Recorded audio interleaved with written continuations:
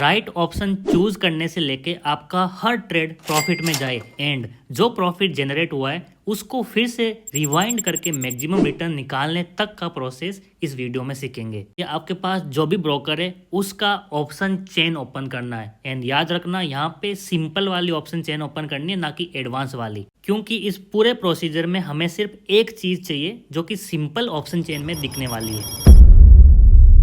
आप right option choose नहीं कर रहे हैं, अगर आप ट्रेड लेते ही पीएनएल रेड में ओपन होता है एंड उसके बाद वो लॉस में ही रहता है एंड धीरे धीरे बिग लॉस में बदल जाता है। यहाँ पे मैं आपको दिलासा दिलाना चाहूंगा कि ये सिर्फ आपके साथ नहीं बल्कि हजारों लोगों के साथ हो रहा है, इसीलिए मुझे आज ये वीडियो बनाना पड़ रहा है एंड मैं आपको गारंटी देता हूँ कि वीडियो खत्म होने के बाद ये प्रॉब्लम आपके साथ कभी नहीं आने वाली। सो जल्दी से वीडियो को लाइक करो एंड चैनल पे न्यू हो तो सब्सक्राइब कर दो। आज जो मैं आपको सिखा रहा हूँ ये स्पेशली एक्सपायरी डे के लिए। नॉर्मल डे पे आप इसको यूज कर सकते हो बट स्लाइट डिफरेंट रूल रहने वाले हैं एंड मैं आपको एक्सपायरी डे के लिए इसलिए सिखा रहा हूँ क्योंकि मैक्सिमम लोग सिर्फ और सिर्फ एक्सपायरी के दिन लॉस करते हैं। सो आपको रूल नंबर 1 याद रखना है कि निफ्टी के लिए जो भी आप ऑप्शन चूज कर रहे हो, फर्स्ट मैं जाऊंगा एलटीपी पे। सो अगर आप ऑप्शन बाइंग कर रहे हैं एंड कोई भी स्ट्राइक प्राइस चूज कर रहे हैं तो आपको 2 चीजों का ध्यान रखना है।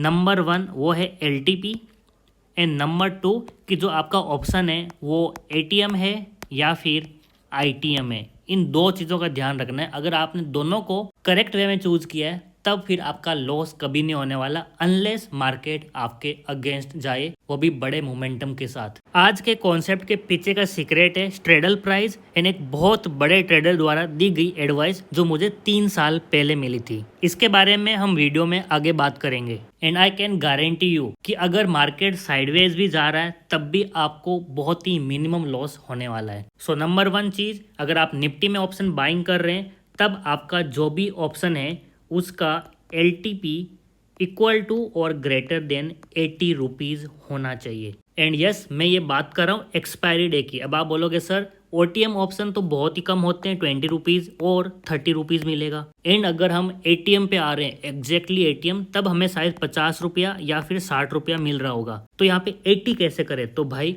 आप भले एक लेवल इन द मनी जा रहे हो या 2 लेवल इन द मनी जा रहे हो या 5 लेवल इन द मनी जा रहे हो, आपको ये हमेशा याद रखना है कि आपका जो ऑप्शन ले रहे हैं उसका प्राइस 80 रुपीज़ और इससे ज़्यादा होना चाहिए। अदरवाइज आप ये लिख के ले लो, you will end in losses. And ये लॉस बहुत देर के बाद में नहीं बल्कि जैसे आप एंटर करोगे उसके जस्ट नेक्स्ट मिनट 2 मिनट के बाद ही आपका लॉस होने लगेगा, इंस्पाइट ऑफ निफ्टी आपके डायरेक्शन में मूव कर रही है। आप कमेंट सेक्शन में जरूर लिखना कितने लोगों के साथ ये हर बार हो रहा है कि सर जहां से हमने ट्रेड लिया वहां से निफ्टी 20 पॉइंट ऊपर गई है लेकिन हमें तो लॉस ही दिख रहा है। उसका रीजन है because you have chosen wrong option. So आपको करना क्या है, सिंपली जो ऑप्शन चेन है उसको ओपन करना है एंड ओपन करने के बाद आपको देखना है जो भी स्ट्राइक प्राइस चल रहे हैं उनमें किसका प्राइस कहाँ पे चल रहा है। अगर आपको दिख रहा है कि एटीएम का प्राइस यहाँ पे 80 रुपीज़ और उसके पास में है, 1-2 रुपये ऊपर नीचे चलेगा तो अब आप उसको बाय कर सकते हो। लेकिन अगर 80 रुपीज़ इन द मनी में जा रहा है तो भले ही आपको 5 स्ट्राइक प्राइस नीचे जाना पड़े लेकिन आप सिर्फ नीचे जाके ट्रेड करना।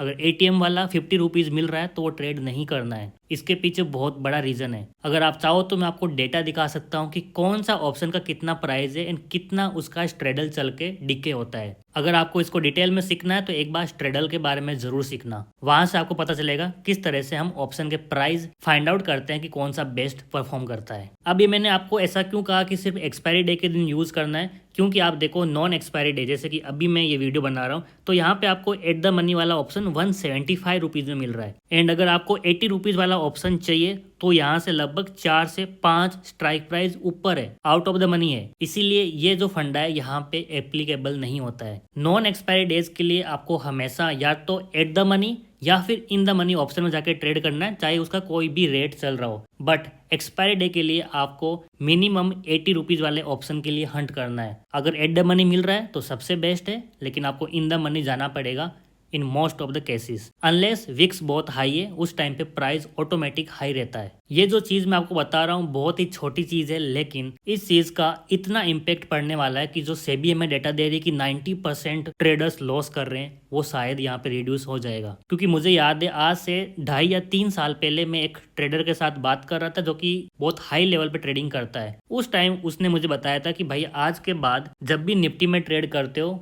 उस टाइम पे आप 80 रुपीज़ के आसपास ऑप्शन ट्रेड करना स्टार्ट करो। एंड ट्रस्ट मी, उसके बाद मेरा सच में जो लॉसेस रेट है वो कम हुई है एंड मेरा प्रॉफिट रेट बढ़ गई है। एंड वन मोर थिंग, अगर आपको याद हो तो मैंने रिसेंटली अभी आपको कहा कि ये चीज़ करने के बाद आपको लॉसेस बहुत कम होने वाला है अगर मार्केट साइडवेज भी जाता है। तो उसका रीज़न क्या है? क्योंकि मैं आपको यहाँ पे बोल रहा हूँ 2 या 3 strike price in the money भी आप जा सकते हो। अगर 80 रुपीज़ नहीं मिल रहा है तो आपको पता है इन द मनी में डिक्के बहुत कम होता है। तो मार्केट साइडवेज भी जा रहा तो बहुत मिनिमल आपका लॉस होने वाला है। एंड ये जो सारा नॉलेज है ये कई किताबों में नहीं लिखा होता है, ये एक ट्रेडर एक्सपीरियंस के साथ गेन करता है। अगर आप एक न्यू ट्रेडर हैं, आपको नहीं पता कि कॉल एंड पुट दोनों का ऑप्शन चार्ट कैसे बिहेव करता है, हम कैसे ऑप्शन चार्ट को देख के पता करें कि अब यहाँ से ऊपर जाने वाला है, तो जो वीडियो आपको नीचे दिखाई दे रहा है इस पे क्लिक करो एंड डिटेल में सीखो एंड एग्जैक्टली उसी पॉइंट पे एंटर करो जब चार्ट ब्लास्ट करने वाला है। यानी कि बड़ा पैसा बनाने का मौका आप खुद ढूंढ सकते हो, लेकिन वो भी ऑप्शन के चार्ट पे, ना कि निफ्टी के स्पॉट चार्ट पे।